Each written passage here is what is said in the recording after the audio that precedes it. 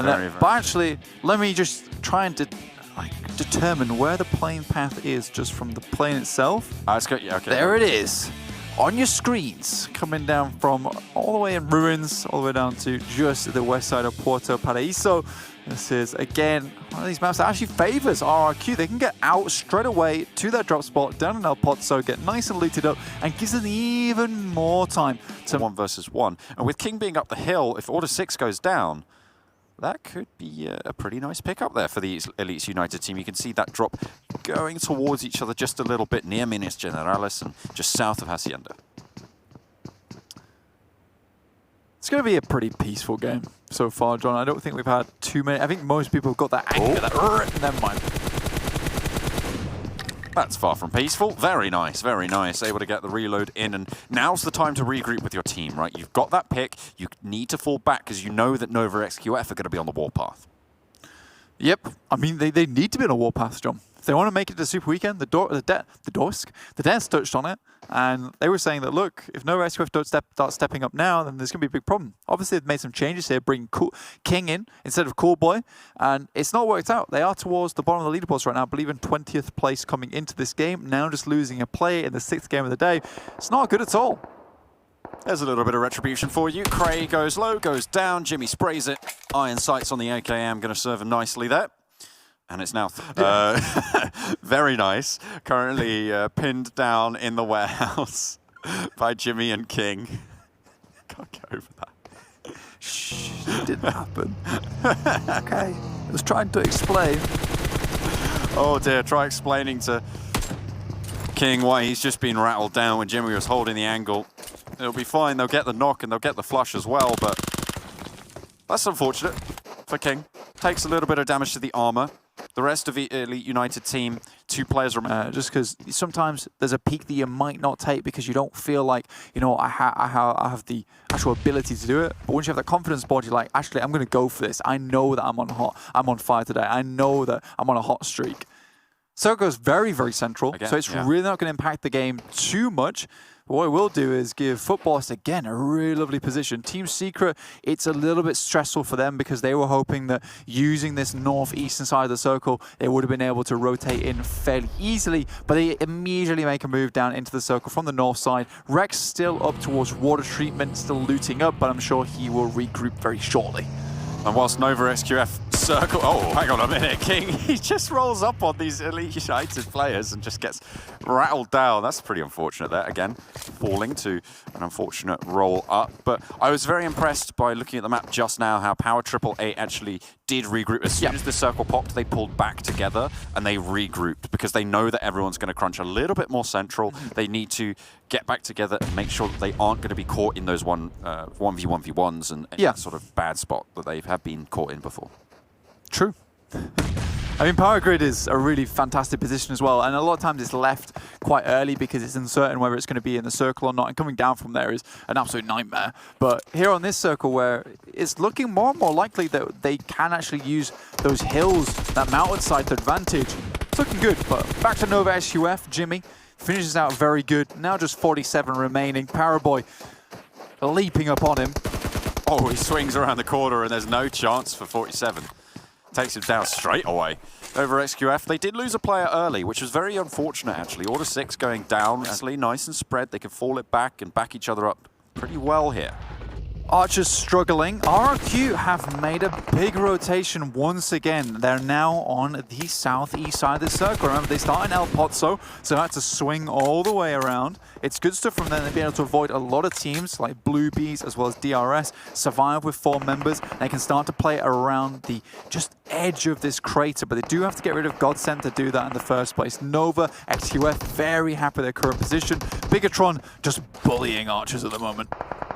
RRQ did lose a player in the meantime, so they aren't unscathed in all of this. G9 going down a little bit earlier.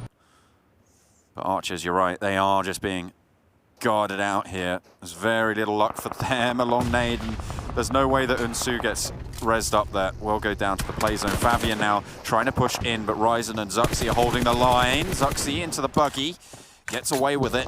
They'll be able to send on in. All 4 players of Bigatron still standing. Just look at the map here, John. There's that loot crate right in the middle, but most players and most teams want to play around the edge of this circle purely because of the ability that what affords you in terms of the high ground at the moment. Nice shots that come through from Micro Boy though onto Archers. Fabian desperately trying to get away. Might just be able to do so, but out of the frying pan into the fire towards A1, and will just get spotted out from that massive ridgeline that they are holding. Decides instead to hit the deck, not in the next zone, so will have to move forwards a little bit further if he wants to get away with it. But both Bigatron and A1, they put their differences aside and they're like, there's a little morsel. We both want a snack. Let's see who gets it. Look at this map though, oh my god, the southeast side is just ridiculously jam-packed. Average, but they have one more game to prove themselves. Aerowolf, Limax clashing with the Blue Bees, but as Bigatron finally pushing this fight to a head, 2 players go down and it's actually Loops just plinking away. I think he was able to find one of those to steal for the points, but A1 get eliminated nonetheless. Luxy forward position, but able to hit the deck and save himself from further damage, from further punishment. Power 888 rock up into the foothills as well, and a lot of damage being sent their way. But they're still just standing strong and making sure that they're covered off from all the angles they need to be. However, the circle is at their back. Loops, if they can get rid of this last player from Power 888, they will control the entirety of the northern side. But, you know, there are still players from Power 888 towards the west side of this circle, and they need to start coming back together once again. They need to hold at least a certain portion. Team Secret finally go down on that northeast edge. They were desperately trying to make their way in after taking so many casualties. They got really unlucky with the circles, sadly, but, you know, just not able to make it work. Na'Vi actually got the jump on them earlier on, and I just feel like Team Secret had a rough time as soon as those circles started not going their way. Bigatron now continuing to push forwards. They know there's pressure on Power 888 as Zute continuing to rock through for Execute. Another kill goes over towards Bigatron. They're on 10 right now, Blank. This Southwestern throw's going very well, and actually the shift goes straight their way as well. Zute's going to be chuffed with that.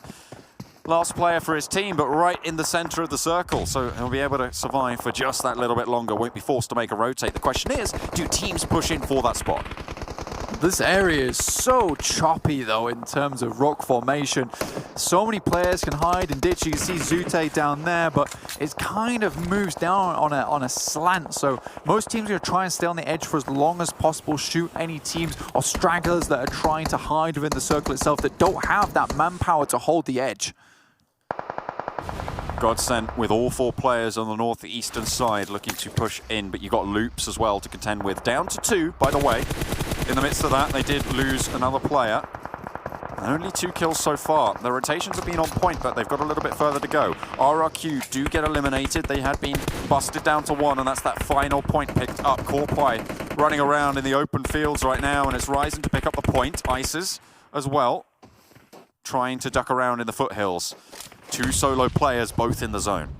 Blue Bees go out. They've been steady away today though, John. Currently starting this game in 7th place, which is not bad. Not a bad change for Blue Bees themselves. I just hope that they don't have one of those things they had last week where they had one good day and then the weak day afterwards. I hope that they can continue that momentum into tomorrow, but looking at the teams that's still alive. NV-XQF jumping around the corner. What a sick shot. As you do, but Jimmy goes down. Nima soon to follow though. Paraboy looks for the res onto Jimmy, keeping them 3 strong. They're on 10 kills as well. Bigatron being given a run for their money on this Miramar. Oh, Isis pops up and actually gets a knock there, but it's not going to get any more. Ryzen punishes. 15 kills found for Bigatron, and there's so many more to find. This could be one of the biggest kill chicken dinners we've seen so far. Yeah, 15 kills is absolutely unreal, and we need to talk about Bigatron now. Their day has been fairly quiet. Sure, they made it pretty far in that Erangel game, but you know, we haven't had those pop-off moments from them. Miramar is one of their favored maps. This is where they start to do a lot of work, and they certainly showed that in the SEA qualifiers. And here, with 16 kills now, like you said, this could be a crazy high win for them. I think the highest we've had so far was 19. Correct me if I'm wrong. It might be 18. I'd have to double check on that stat specifically, but they're certainly on track to maybe get a little bit more. All 4 players alive and no other full squads. You've got 3 players from Godsent, 2 players from NV-XQF, but that's it. Now, there's a potential of 7 kills still left in this lobby for Bigatron, but Jimmy takes away Pow. So that's Aerowolf Limax now out, going down in 5th. Looking for a little bit more. Zute is just hiding in this shack, and he's managed to ladder up incredibly well here. They haven't got any kills, but they're getting some placement points on the cards, and that is what matters. If you're Execute, you just want to see yourself safe. Yep. They're on a 10-point average right now, and they're looking like they might be on track to get another 10 here. Remember, let's go way back to when Zute made that move to move down to the west side. The rest of his team just got absolutely decimated by Footballist, and Team Secret and Na'Vi were all trying to clash against one another. Zute makes an executive decision and says, look, I'm going to ladder up. You distract them here. I'm going to move forward, get into the circle. And that's exactly what he does. Zute is so good at finding an area and, you know, pincering in, finding that location and holding it down afterwards to ladder up. It's so good. Bigatron are 31 points behind Footballist right now on the tables. And if they're able to close it out here, if they won it right now, they would be exactly even and lose on the... it's not the kills anymore, is it? It's chicken dinners. In fact, they would be tied even and then go to placements. So I think they would actually win it out if it did go to placements there. We'll have to double check on the numbers. But if they get another kill, that would see them into first place. We'll see what more they can do, because at the moment, Paraboy is doing his best to take all of those points away from Bigatron and into NV-XQF's pocket. NV-XQF, remember, this is an important game for them. I mentioned at the beginning of the cast, but these guys really want to make their way up these ladders right at the moment. But Paraboy going down is horrific for them. Zute, though, finds one onto Bigatron. They know his position now. There's 4 players up there. 3 will start to descend upon him. It's going to be very difficult. What more can Zute do? I just don't think it's possible. There we go. Finally picking up another kill. That's 17 now found. And Bigatron continue their rampage right now, but it's 12 kills from NV-XQF. They have 2 players standing. It's Paraboy who's been knocked and Jimmy going for that res. 1 player standing for Godsent right now who have a single kill. Navy looks to try and sail his way further, but no longer will he be able to keep going. And now Bigatron continue to put the pressure on. That's huge. Bigatron pick up the points, and they are looking set to take the top spot.